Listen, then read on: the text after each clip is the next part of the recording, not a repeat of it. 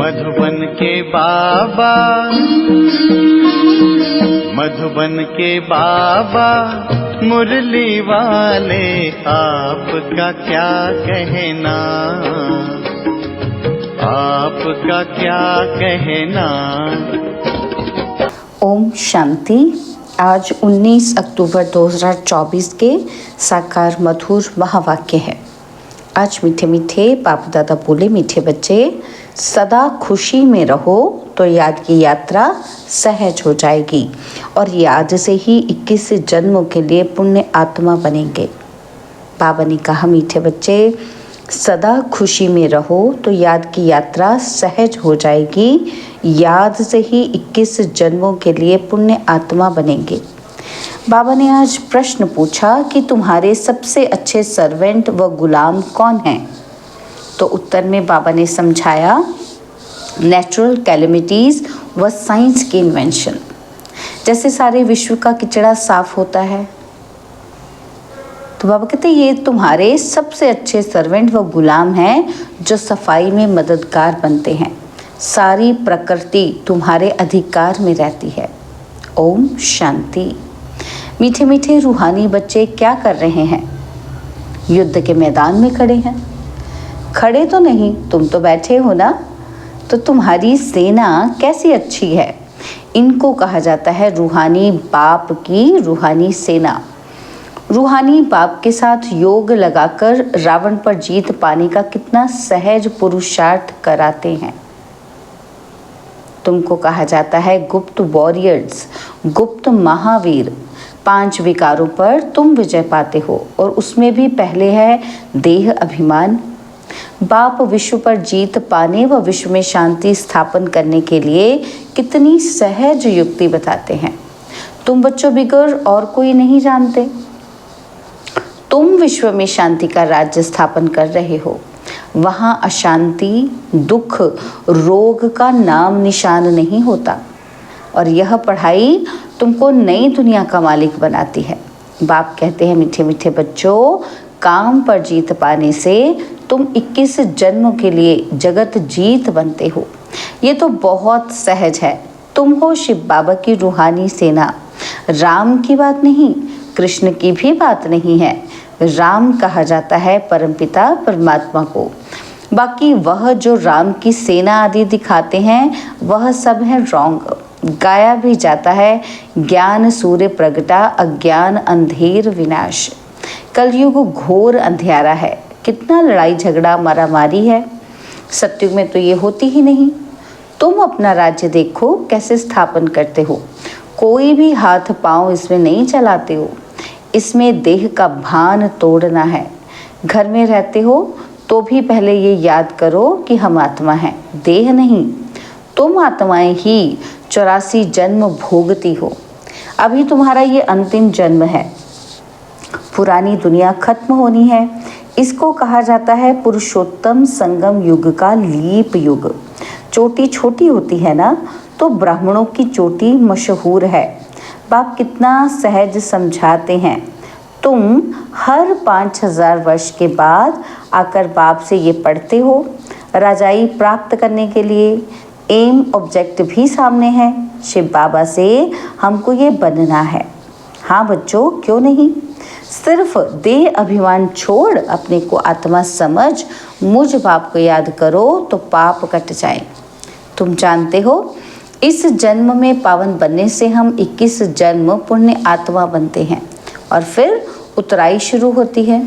यह भी जानते हो कि हमारा ही 84 का चक्र है। सारी दुनिया तो नहीं आएगी। 84 के चक्र वाले और इस धर्म वाले ही आएंगे। सत्युग और त्रेता बाप ही स्थापन करते हैं, जो अब कर रहे हैं। और फिर द्वापर कलयुग रावण की स्थापना है। रावण का चित्र भी है ना, ऊपर में गधे का शीश है। विकारी टट्टू बन जाते हैं। तुम समझते भी हो कि हम क्या थे। ये है ही पाप आत्माओं की दुनिया। पाप आत्माओं की दुनिया में करोड़ों आदमी हैं और पुण्य आत्माओं की दुनिया में होते हैं 9 लाख शुरू में। तुम अभी सारे विश्व के मालिक बनते हो। यह लक्ष्मी नारायण विश्व के मालिक थे ना। तो स्वर्ग की बादशाही तो ज़रूर बाप ही देंगे।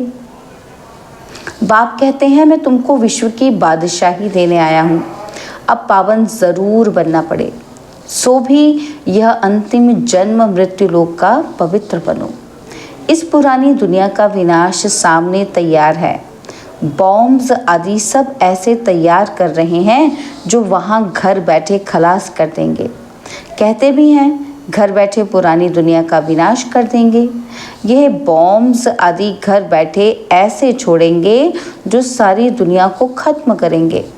तुम बच्चे घर बैठे योग बल से विश्व के मालिक बन जाते हो। तुम शांति स्थापन कर रहे हो योग बल से, वह साइंस बल से सारी दुनिया खलास कर देंगे। वह तुम्हारे सर्वेंट हैं, तुम्हारी सर्विस कर रहे हैं।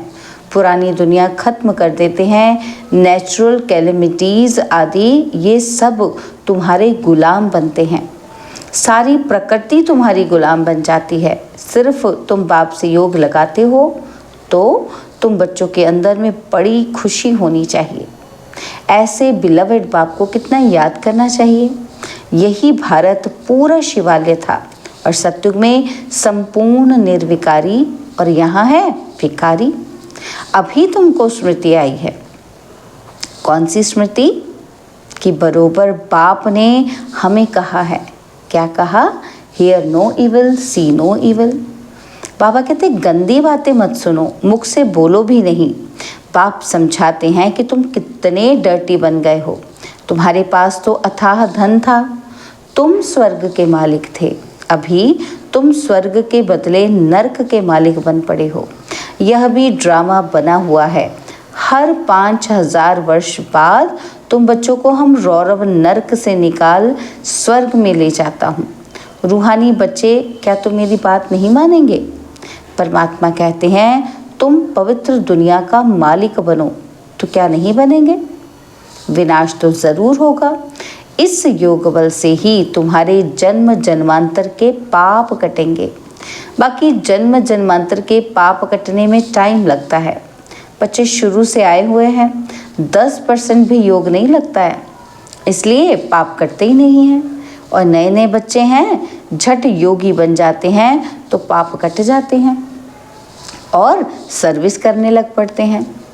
तुम बच्चे समझते हो कि अब हमको वापस जाना है, पाप आया हुआ है ले जाने। पाप आत्माएं तो शांति धाम सुख धाम में जा ही ना सके, वह तो रहती हैं दुख धाम में। इसलिए अब बाप कहते हैं, क्या कहते हैं? कि मुझे याद करो तो तुम्हारे पाप भस्म हो जाए। अरे बच्चे, गुलगुल बन जाओ, दैवी कुल को कलंक नहीं लगाओ। तुम विकारी बनने के कारण कितने दुखी हो गए हो। यह भी ड्रामा का खेल बना हुआ है। पवित्र नहीं बनेंगे तो पवित्र दुनिया स्वर्ग में नहीं आएंगे। भारत स्वर्ग था, कृष्णपुरी में था और अभी नरकवासी है। तो तुम बच्चों को तो खुशी से विकारों को छोड़ना चाहिए। विष पीना झट से छोड़ना है। विष पीते पीते तुम बैकुंठ में थोड़ी जा सकेंगे। अभी ये बनने के लिए तुमको पवित्र बनना है। तुम समझा सकते हो कि इन्होंने यह राजाई कैसे प्राप्त की है। राजयोग से यह पढ़ाई है ना। जैसे बैरिस्ट्री योग सर्जन योग होता है, सर्जन से योग तो सर्जन बनेंगे। और यह फिर है भगवानुवाच। रथ में कैसे प्रवेश करते हैं? कहते हैं बहुत जन्मों के अंत में मैं इनमें बैठ तुम बच्चों को नॉलेज देता हूँ। जानता हूँ कि ये विश्व के मालिक पवित्र थे, अब पतित कंगाल बने हैं। फिर पहले नंबर में ये जाएंगे, इसमें ही प्रवेश कर तुम बच्चों को नॉलेज देते हैं। बेहद का बाप कहते हैं बच्चे पवित्र बनो तो तुम सदा सुखी बनेंगे। सतयुग है अमर लोक और द्वापर कलयुग है मृत्यु लोक। कितना अच्छी रीति बच्चों को समझाते हैं। यहाँ देही अभिमानी बनते हैं और फिर देह अभिमान में आकर माया से हार खा लेते हैं। माया की तो एक ही तोप ऐसी लगती है जो एकदम गटर में गिर पड़ते हैं। बाप कहते हैं ये गटर है, ये कोई सुख थोड़ी है। स्वर्ग तो फिर क्या, इन देवताओं की रहनी करनी देखो कैसी है। नाम ही है स्वर्ग। तुमको स्वर्ग का मालिक बनाते हैं, फिर भी कहते हैं कि हम विष ज़रूर पिएंगे तो स्वर्ग में आ नहीं सकेंगे, सज़ा भी बहुत खाएंगे। तुम बच्चों की माया से युद्ध है। देह अभिमान में आकर बहुत चीची काम करते हैं, समझते हैं हमको कोई देखता थोड़ी है। क्रोध लोभ तो प्राइवेट नहीं होता, काम में प्राइवेसी चलती है। काला मुंह करते हैं, काला मुंह करते करते तुम गोरे से सांवरे बन गए तो सारी दुनिया तुम्हारे पिछाड़ी आ गई। ऐसी पतित दुनिया को बदलना ज़रूर है। बाप कहते हैं तुमको शर्म नहीं आती है? एक जन्म के लिए पवित्र नहीं बनते हो? भगवानुवाच काम महाशत्रु है। वास्तव में तुम स्वर्गवासी थे तो बड़े धनवान थे, बात ही मत पूछो। बच्चे कहते हैं बाबा हमारे शहर में चलो। क्या कांटों के जंगल में बंदरों को देखने चलूं? तुम बच्चों को ड्रामा अनुसार सर्विस करनी ही है। गाया जाता है फादर शोज सन, बच्चों को ही जाकर सबका कल्याण करना है। बाप बच्चों को समझाते हैं ये भूलो मत कि हम युद्ध के मैदान में हैं। तुम्हारी युद्ध है 5 विकारों से। यह ज्ञान मार्ग बिल्कुल अलग है। बाप कहते हैं मैं तुमको स्वर्ग का मालिक बनाता हूँ 21 जन्मों के लिए। और फिर तुमको नरकवासी कौन बनाते हैं? रावण। फर्क तो देखते हो ना, जन्म जन्मांतर तुमने भक्ति मार्ग में गुरु किए, मिला कुछ भी नहीं। इनको कहा जाता है सतगुरु। सिख लोग कहते हैं ना कि सतगुरु अकाल मूर्त, उनको कभी कोई काल खाता ही नहीं। वह सतगुरु तो कालों का काल है। बाप कहते हैं मैं तुम सब बच्चों को काल के पंजे से छुड़ाने आया हूँ। सतयुग में फिर काल आता ही नहीं है। उनको अमर लोक कहा जाता है। अभी तुम श्रीमत पर अमरलोक सतयुग के मालिक बन रहे हो। तुम्हारी लड़ाई देखो कैसी है। सारी दुनिया एक दो में लड़ती झगड़ती रहती है और तुम्हारी फिर है रावण 5 विकारों के साथ युद्ध। उन पर जीत पाते हो, यह है अंतिम जन्म। बाप कहते हैं मैं गरीब निवाज हूँ, यहाँ आते ही गरीब हैं।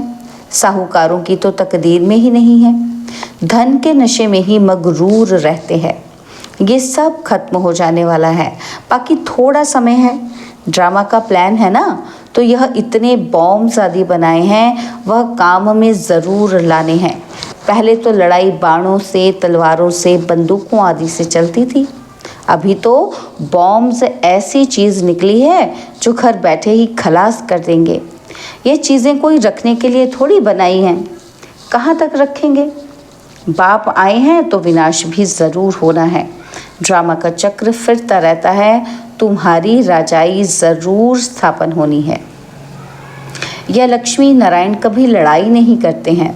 भल शास्त्रों में दिखाया है असुरों और देवताओं की लड़ाई हुई, परंतु वह सत्युग के, वह असुर कलयुग के। दोनों मिलेंगे कैसे जो लड़ाई होगी। अभी तुम समझते हो कि हम 5 विकारों से युद्ध कर रहे हैं।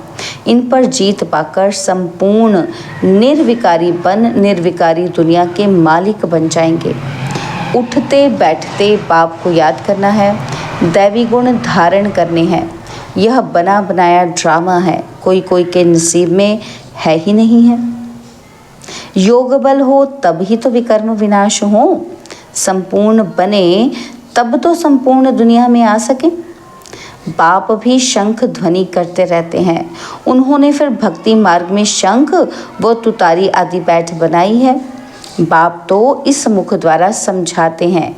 यह पढ़ाई है राजयोग की, बहुत सहज पढ़ाई है। बाप को याद करो और राजाई को याद करो। बेहद के बाप को पहचानो और राजाई लो। इस दुनिया को भूल जाओ। तुम बेहद के सन्यासी हो। जानते हो पुरानी दुनिया सारी खत्म होनी है और इन लक्ष्मी नारायण के राज्य में सिर्फ भारत ही था।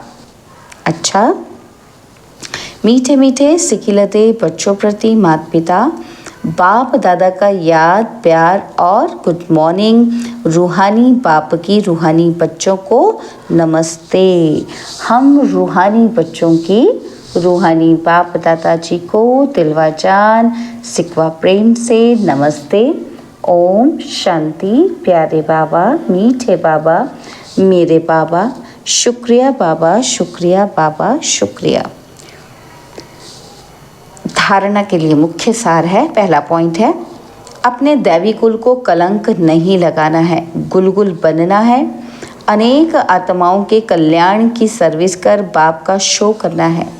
और सेकंड पॉइंट है, संपूर्ण निर्विकारी बनने के लिए गंदी बातें ना तो सुननी है ना मुख से बोलनी है। Hear no evil, talk no evil. देह अभिमान के वश हो कोई छीछी काम नहीं करने हैं। बाबा ने आज हमें वरदान दिया, मन मना भव के मंत्र द्वारा मन के बंधन से छूटने वाले निर्बंधन ट्रस्टी भव। मन मना भव के मंत्र द्वारा मन के बंधन से छूटने वाले निर्बंधन ट्रस्टी भव। कोई भी बंधन पिंजड़ा है और पिंजड़े की मैना जब निर्बंधन उड़ता पंछी बन गई। अगर कोई तन का बंधन भी है तो भी मन उड़ता पंछी है, क्योंकि मन मना भव होने से मन के बंधन छूट जाते हैं। प्रवृत्ति को संभालने का भी बंधन नहीं। ट्रस्टी होकर संभालने वाले सदा निर्बंधन रहते हैं। गृहस्थी माना बोझ, और बोझ वाला कभी उड़ ही नहीं सकता, लेकिन ट्रस्टी हैं तो निर्बंधन है और उड़ती कला से सेकंड में स्वीट होम पहुंच सकते हैं। स्लोगन है, उदासी को अपनी दासी बना दो, उसे चेहरे पर आने न दो। उदासी को अपनी दासी बना दो और उसे चेहरे पर आने न दो। ओम शांति। और अब यह एक बहुत अच्छी वीडियो भी जरूर देखें।